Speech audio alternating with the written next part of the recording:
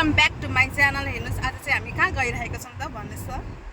आज हाम्रो साथी बिराम छ हस्पिटलमा भेट्न जाँदै गरेको हामी चाहिँ उहाँ हुनुहुन्छ हाम्रो मुमिनको सानोमा यहाँ ट्रेन।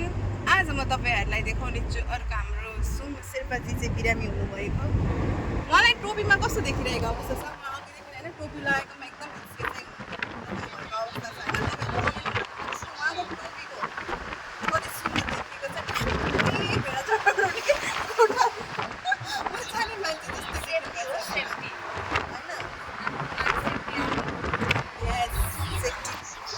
गाइज म तपाईँहरूलाई देखाउने छु अर्को यहाँनिर होइन हामी कस्तो अवस्थामा हिँडिरहेका छौँ। यहाँ छेउ खुलेर त साह्रै प्रब्लम भयो क्या। यहाँनिर विकसितको ठाउँमा एडभान्टेज कुराहरू धेरै छन्। यहाँनिर हेर्नुहोस् म तपाईँहरूलाई देखाउने छु। यहाँनिर हेर्नु यहाँ ड्राइभरले पनि यसरी हामीलाई लोकेसन हेरेर लाँदै हुनुहुन्छ है। यहाँनिर माथि चाहिँ मिटर बक्स आउँछ। यहाँ यत्रो बाटो हिँडे जस्तो लागेको थियो, तर जम्मा ऊ त्यहाँनिर हेर्दाखेरि चाहिँ नि जम्मा कति भएछ 16 रुपियाँ मात्रै भएको रहेछ हो। अम्मा उहाँ हुनुहुन्छ हाम्रो टिकटकर। उहाँ हुनुहुन्छ स्पेसली उहाँको टिकटकमा धेरै नै एकदमै धेरै टिकटक आमा भन्छ लाइक धेरै गाउने हो क्या मान्छे। उहाँ दामी टिकटक बनाउ।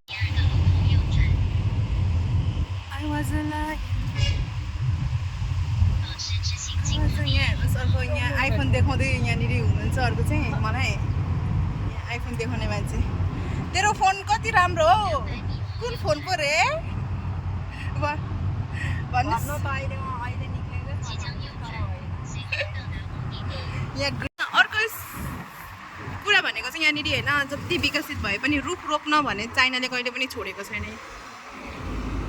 यस्तो ठाउँ यस्तो हामी आयो हस्पिटल गएको है हामी साथीलाई भेट्नको निम्ति। खोइ के को हो वास्तवमा चाहिँ यो घाँटीमा छ नि यो गिड्खा आएर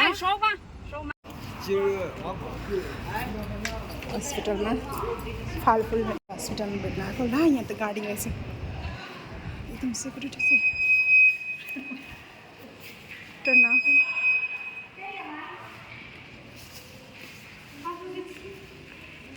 गाइज अब यहाँ कति नम्बर जानुपर्ने हो हामी यहाँ चेक गर्दैछौँ कति नम्बर हो। अब चाहिँ हामी फर्किन आँटेको हो यहाँनिर काममा बिरामी भेटेर हामी।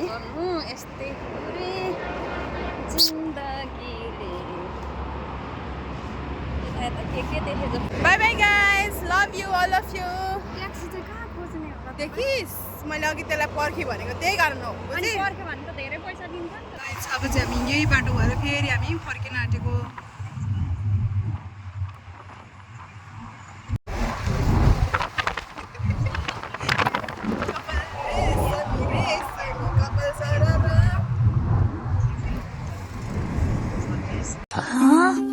इसमें कोई बड़ी बात नहीं है, पर एक बात हमेशा याद रखना, अपनी जिंदगी ऐसे जियो कि तुम्हें किसी बात का पछतावा ना हो। अगर तुम्हें कुछ पसंद है तो उसकी रक्षा करना तुम्हारा फर्ज है। फिर चाहे कितना मुश्किल हो, कितना भी दुख हो, कोशिश करते रहो। भले ही तुम्हें अपनी जान दांव पर क्यों न लगानी पड़े, पूरी ताकत से उसकी रक्षा करो। कभी हार मत मानना।